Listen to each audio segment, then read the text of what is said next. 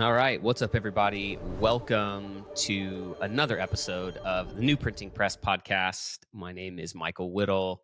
And a couple disclaimers right off the top that we always do. I'm recording this from my basement in Nashville, Tennessee, and likely a 2.5-year-old boy will slam open a door and run right above me in the middle of this episode. So if you hear crashing and banging, that's what it is. Man, I'm here with my new friend, and honestly, probably one of like the very earliest of adopters of Pulpit AI, Pastor Tyler Gorsline. Said that right. Did I say that right? What's up, man? How are you? You did. What's up, dude? Glad to be here. Thanks for having me. Yeah, I'm doing well. Sunny Seattle. You doing good? Good, man. Yeah. Heck yeah, man. Seattle. So you are our pastor of a Seattle church, and I want to get to that in a second, hear your story, kind of all of that. But dude, God's like doing something in Seattle right now, man. I keep hearing about amazing like churches that are being built there and church plants. And a buddy of mine, Fillmore Bolds, who I go way, way back with, just moved there with his wife, Caitlin, to plant a church. And I don't know, man. I just feel like I feel like Seattle is such a unique church city, man, with so many like ups and downs and history and all that kind of stuff. But it's so cool to hear what God's doing. Like, talk to me about, first of all, what's happening in Seattle, and then talk about like your background, the church. Did you plant it? Did you take it over? Give me the story, man. I want to hear more. Yeah, I would fully agree with you on God's doing something in Seattle, and not just because that's what I'm supposed to say. It's this weird, beautiful time, not only with like new church plants coming into the city, but even the spiritual climate. Mark Sayers, kind of a pastor anthropologist in Melbourne, he has this thing where he talks about like holy discontent. And I think Seattle is like the utopia for like, what is it? What's the phrase? Like above its weight class, like when it comes to innovation and technology and creativity, like we've always kind of excelled in ways that feel like we ought not to. And so there was so much pride in that for so long. And then the pandemic comes along and just disrupts everything, kind of the up into the right trajectory. And even though these companies in many ways like thrived all the more, I think Seattle is also the most clinically depressed and anxious city per capita, or like statistically speaking, highest percentage. Where now again we took the throne again. Who knows, right? Every church planter claims this is their city, but we're now the least church city again in America. Like we did it. My city's the hardest ground. It's the hardest ground in my city. Exactly. Yeah, exactly. Yeah. That's how you sell a church plant, right? But no, the grace has been that I do genuinely think we, like, people here come to Seattle a lot of times, not because they're anti-spiritual or they're not like anti-religious. They're actually just like, or they're not like anti-faith.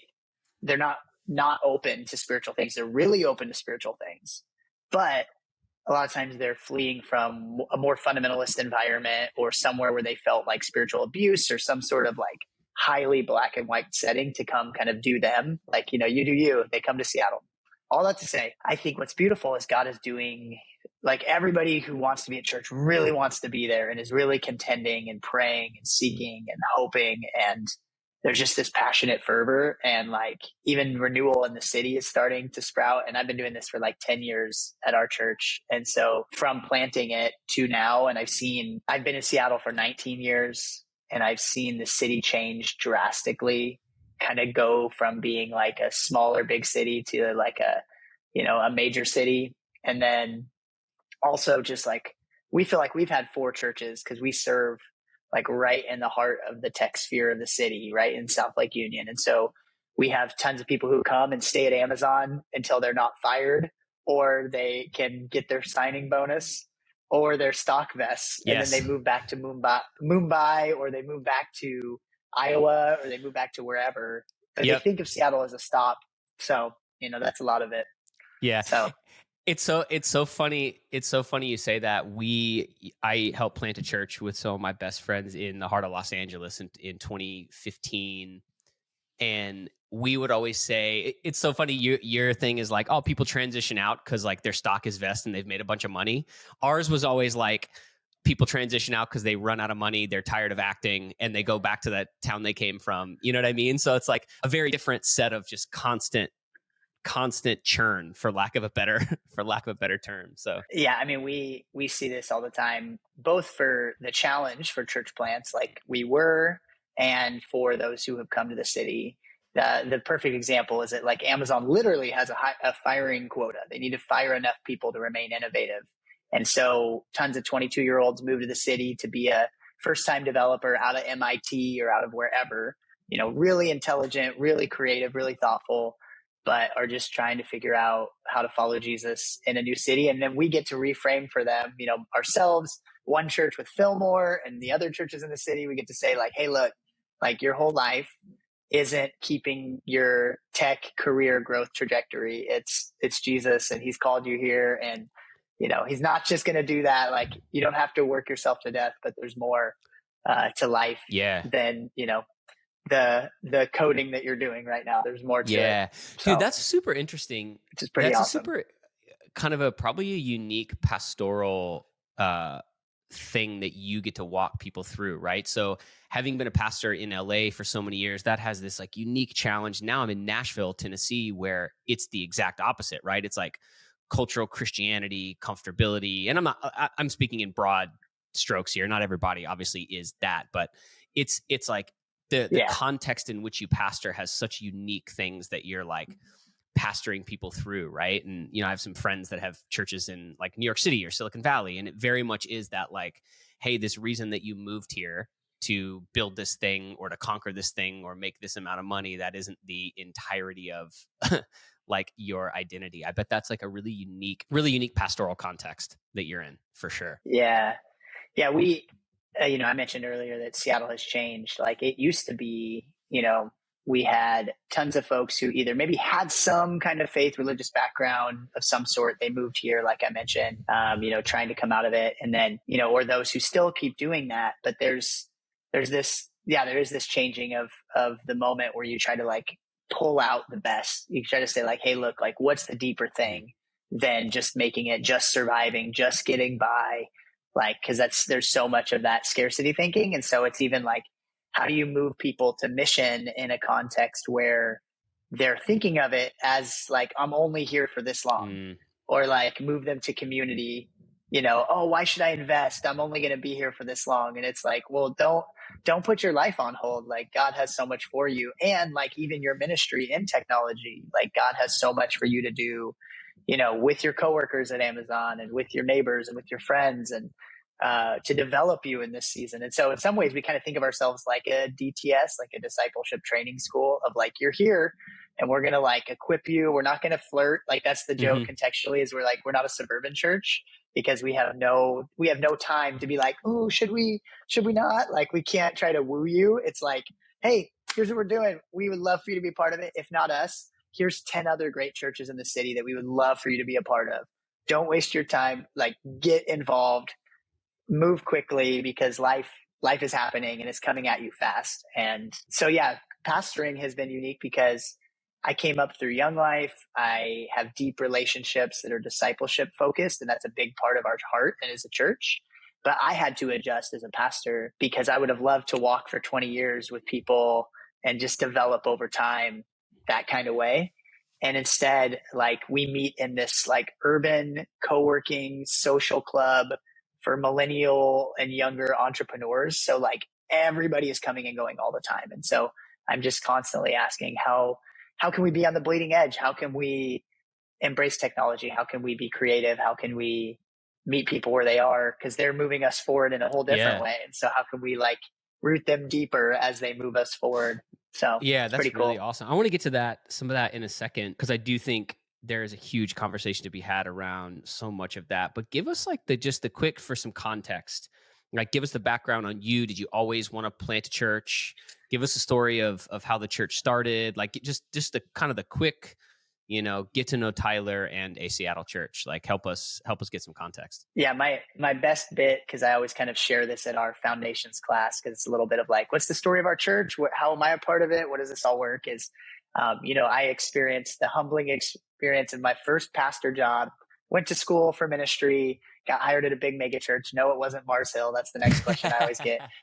And I was let go after 6 months. I was let go. Like the lead pastor didn't like me at this like 8 campus church, and so they let me go.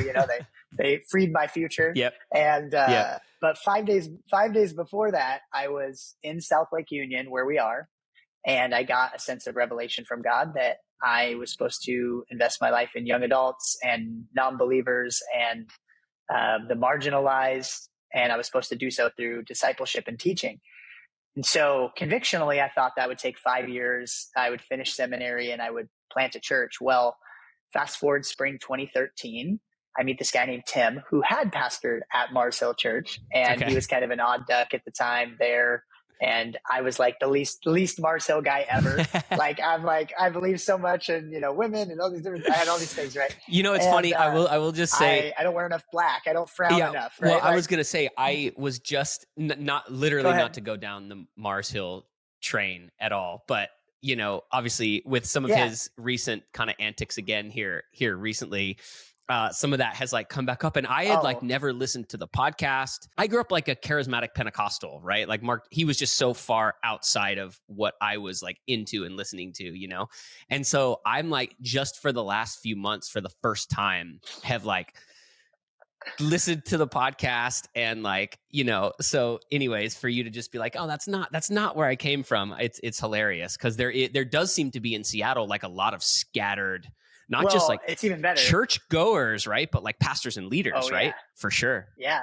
Well, and it's a key part of our church plant story, because so Tim and I were both like, how do we be a church that comes not to get from the city, which is very common, like let's move into the city and kind of build our brand, but rather how do we come to serve the city? And we're native. I'd been here for 10 years at the time. And so the irony of all of this is Tim and I meet up, we hang out, we're like, wow, we're really bonding. He's like, you should come to this Bible study. I come to it, and it's all former Mars Hill people who are hurt. And so we spent the first 2.5 years of our church plant being an infirmary for folks, because Mars Hill was simultaneously imploding, and a lot of people knew Tim. And so I literally stepped in every mess you could imagine. I was 28. I would trigger people by saying very benign things like discipleship. I got yelled at during sermons, like wild stuff. Oh, man.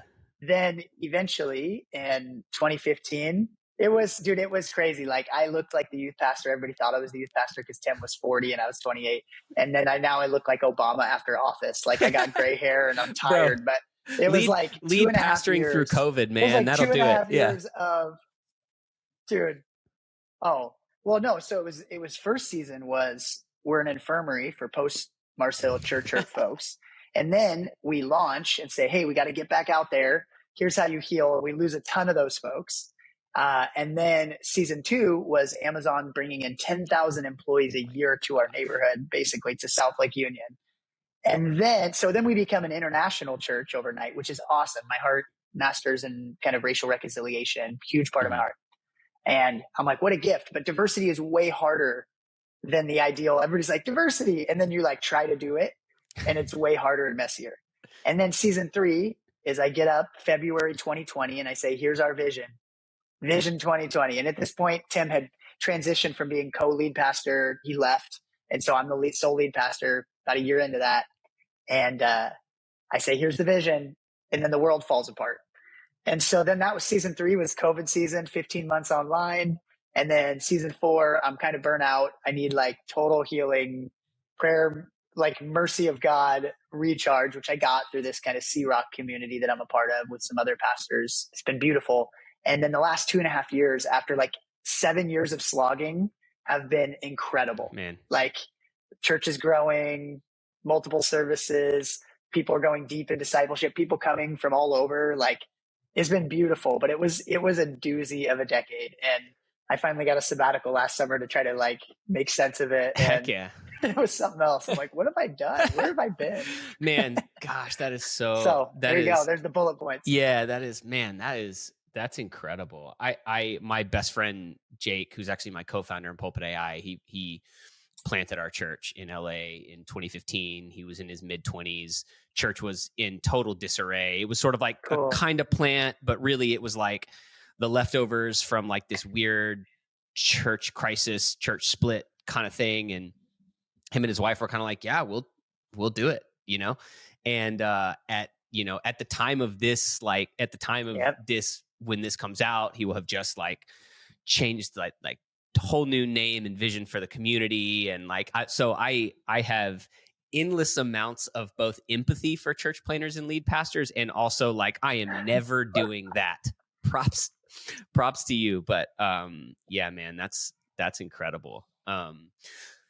Man. Yeah.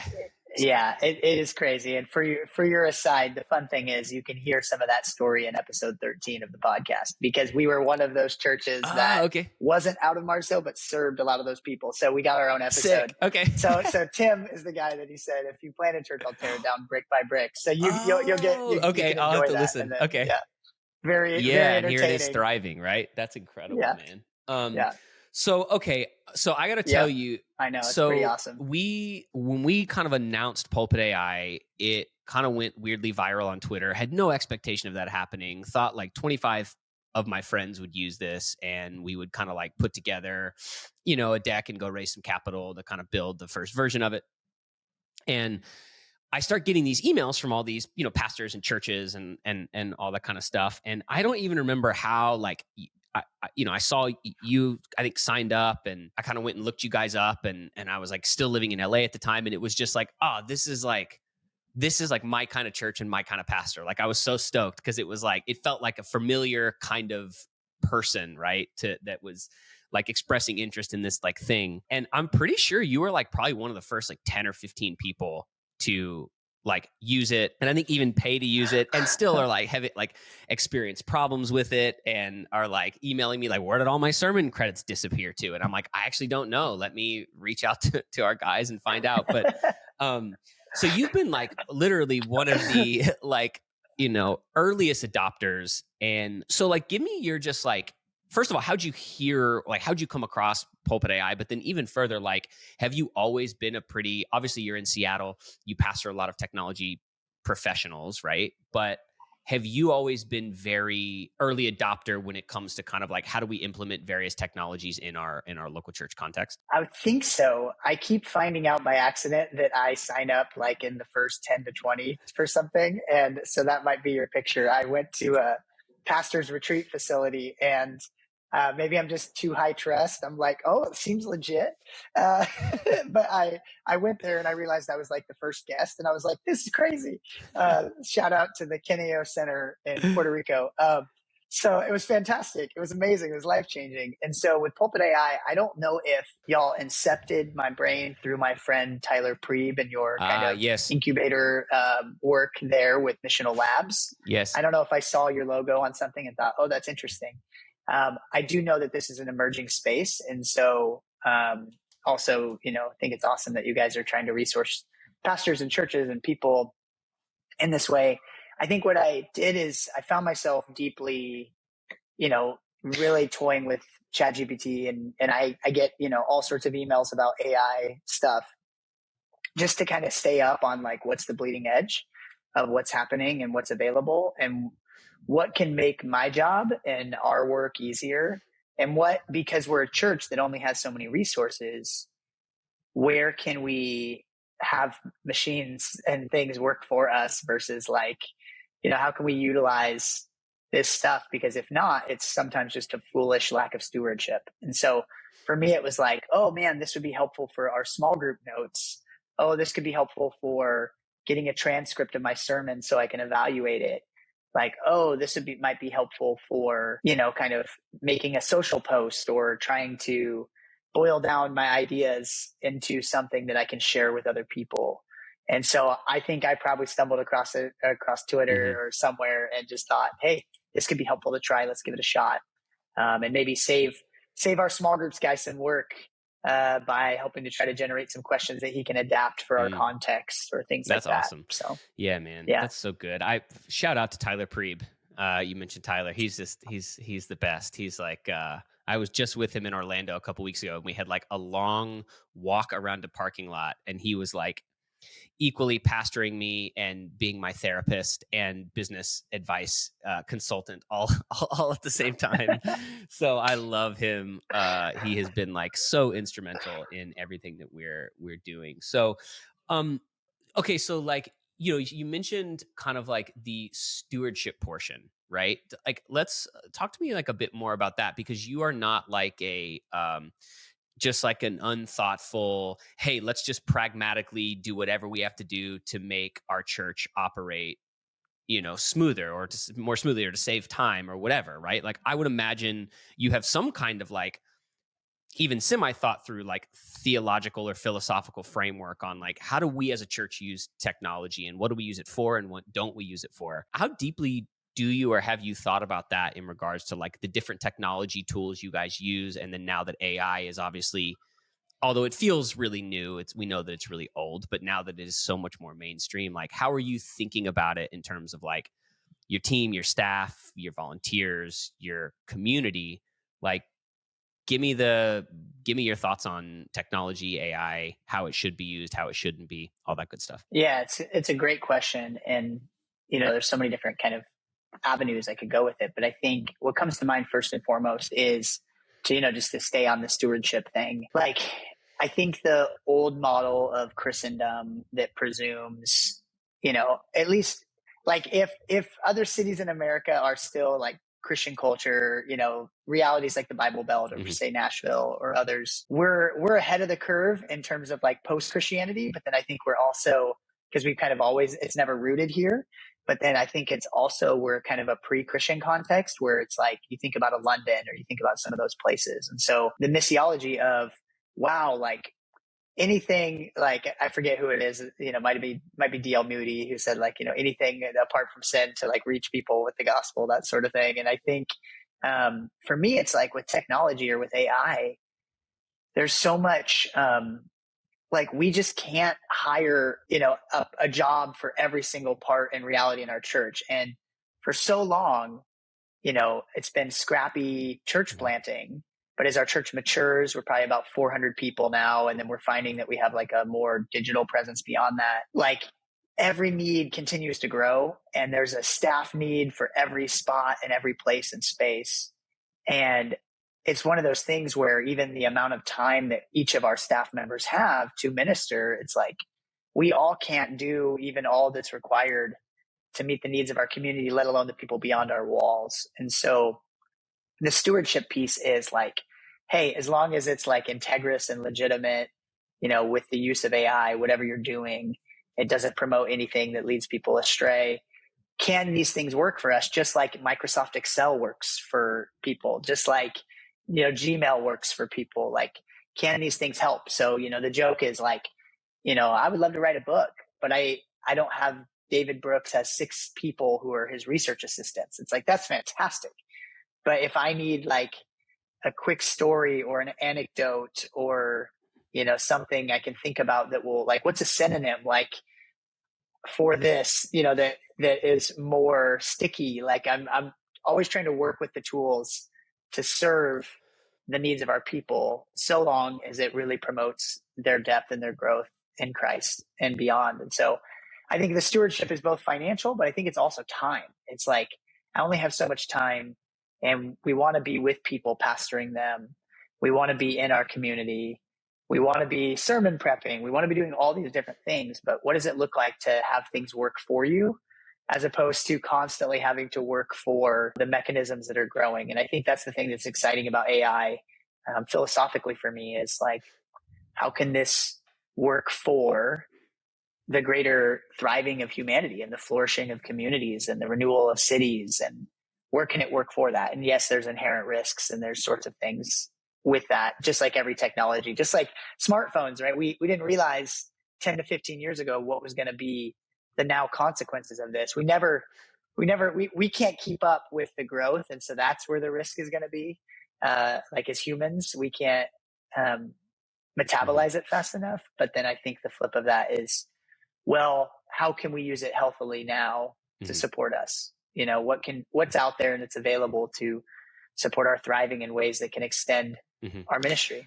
Man, that's really good. How do you think, so like going a layer deeper, and I've often, like, since we now have been doing this, maybe 8 or 9, 10 months, I guess, yeah, about 10 months, we've sort of been we've just kind of like gone from not existing to now pastors asking us, how should I be thinking about AI philosophically, theologically, all this kind of stuff, right?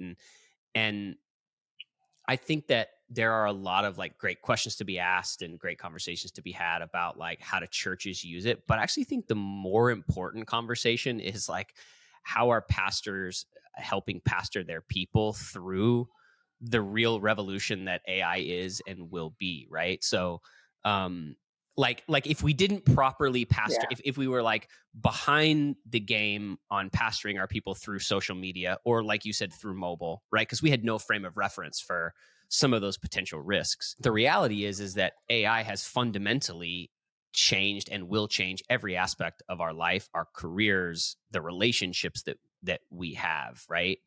Um, I was talking to a gentleman, it's been a few months ago, whose wife passed away and left behind him and his two baby girls. And he brought up the question of like, I have dozens and dozens of hours of voice memos and video and her writing, and like, what is the theological, he didn't say this, what's the theological implication, but he said like, man, I wonder if I could make a AI bot of my wife who has passed away so that me and my daughters could continue to have a relationship with her and communicate with her, right?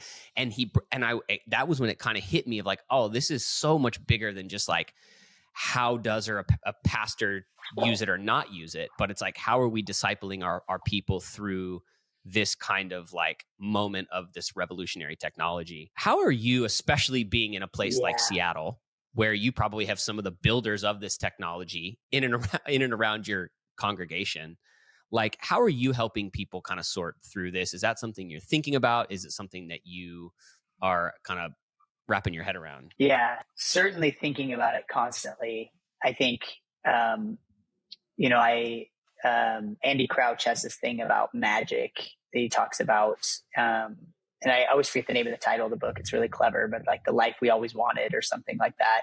And he's a cultural commentator, but he talks about how like what technology is offering and what I think AI is going to continue to offer, and what was offered in the first century are very similar, or even back, into the Old Testament, is that you have these myths of magic, like these things that present something as if it is reality. And, so like, with mobile, for example, that we can be everywhere all at once, but we can't actually.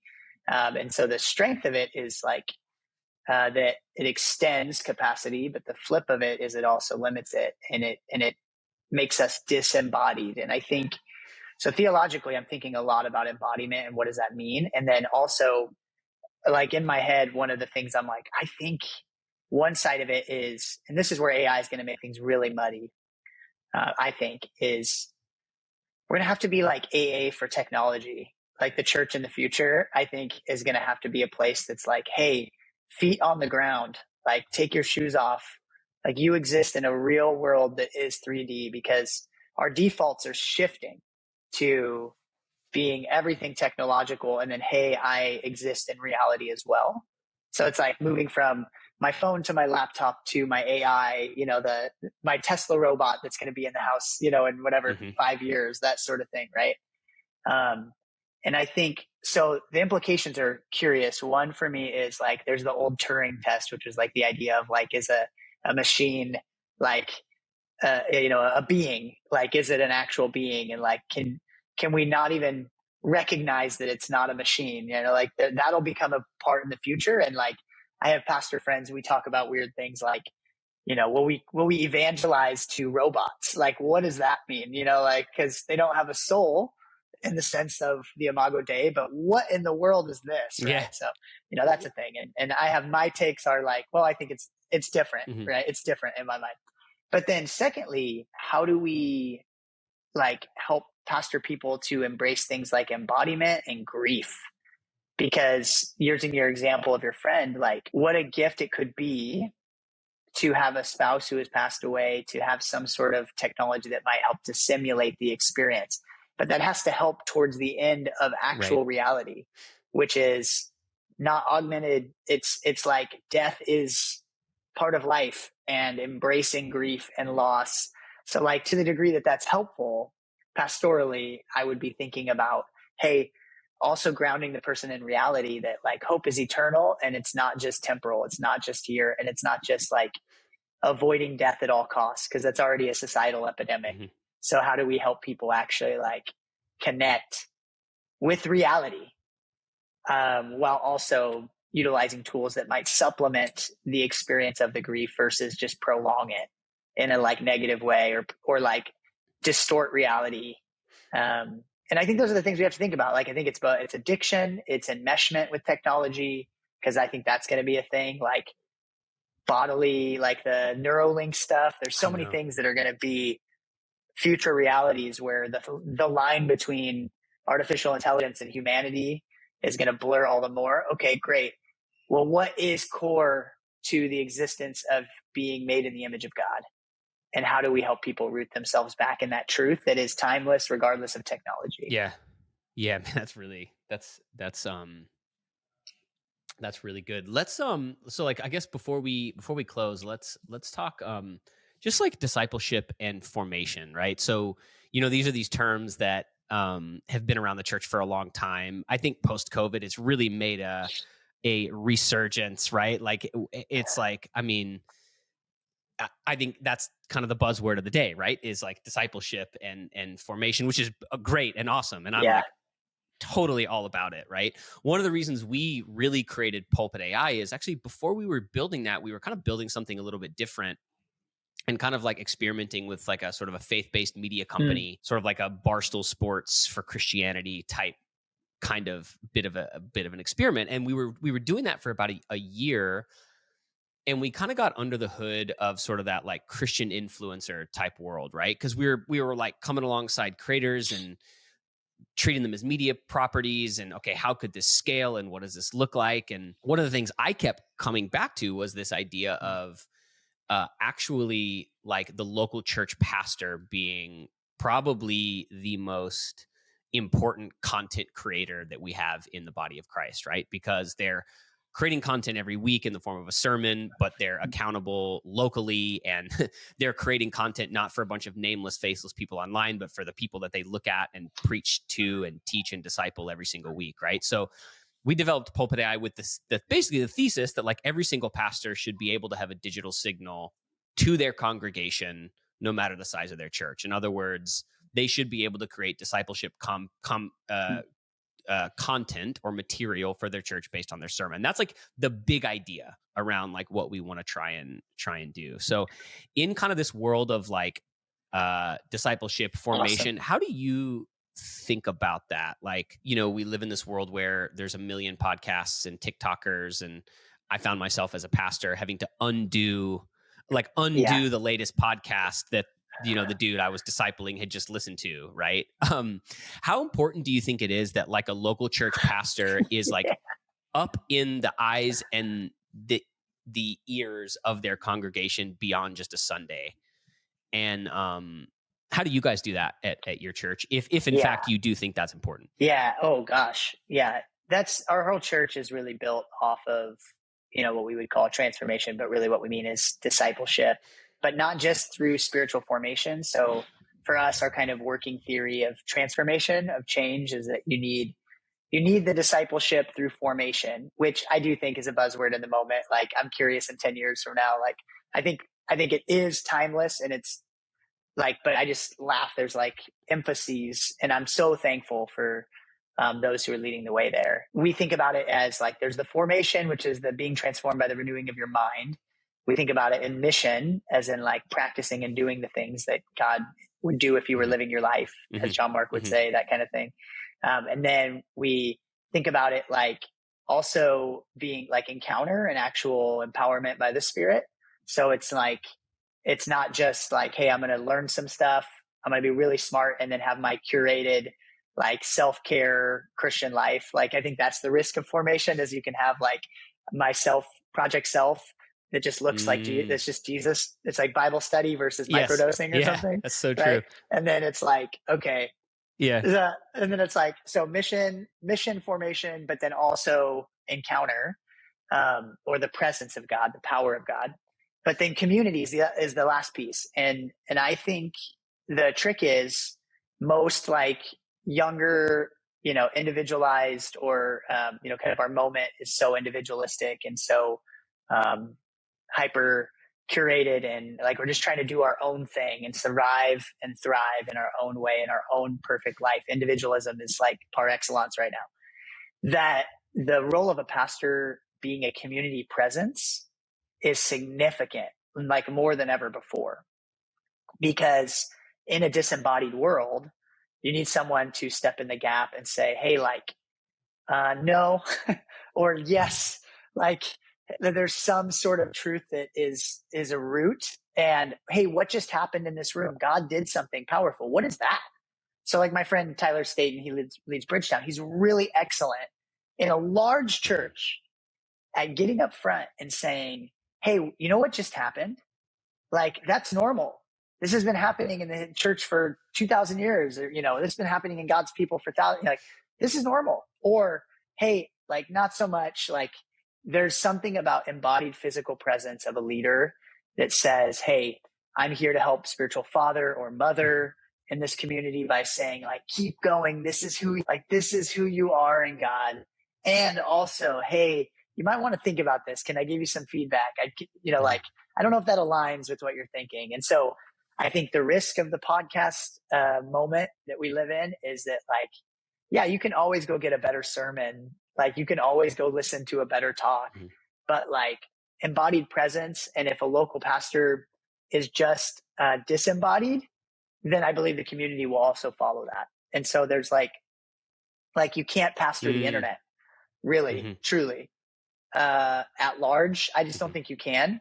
I think you can be a pastoral voice on the internet, but I do think you can pastor a community. And I think that obviously changes and looks like different things as your church size grows and changes, and who you pastor within the community. But I do believe just the like greatest gift in a disembodied world that you can give your people is to stand up with them in the midst of them, sometimes on a stage, sometimes in a small group, and just be like, yeah, I'm just like you. I really need Jesus, and I struggle with this. And also follow me as I follow Christ. Like, let's go this way. Let's go somewhere, and let's do it in our very real, ordinary lives. Like, let's not just do it on the internet. Like, let's not just do it like in theory, but like, let's actually live this stuff out. And I'm with you on the journey. I think it's Ruth Haley Barton says, like, the best thing you can offer your people is your transforming self. And so it's like, pastorally, that's what I'm trying to do. I think the best pastors I know are trying to do is say, like, yeah, I have authority and I see God and moving, and here's how. And like, yes, Jesus giving you that authority too. And like, I'm in the struggle with you. And so like, let's do that over coffee. Let's do that as we gather on Sunday. Let's do that in small groups. Let's do that online. Let's do it everywhere as it is in heaven. So like, no matter where we are, but we're here. We're here in real life, in real soil, in a real place, in a real time. So yeah, that's what I think when it comes to that. That's beautiful, man. Incredible. Tyler, I really appreciate you taking some time to chat with us and just give your perspective, man. We're just loving hearing what God's doing there in Seattle. And honestly, just love having you being a part of this, Thanks. Unique community of, folks that are helping us build this product. And man, we're just so behind you, behind your church, and just so glad that you took some time to be with us today. So I appreciate it. And man, we're gonna have to do this again. Thank you.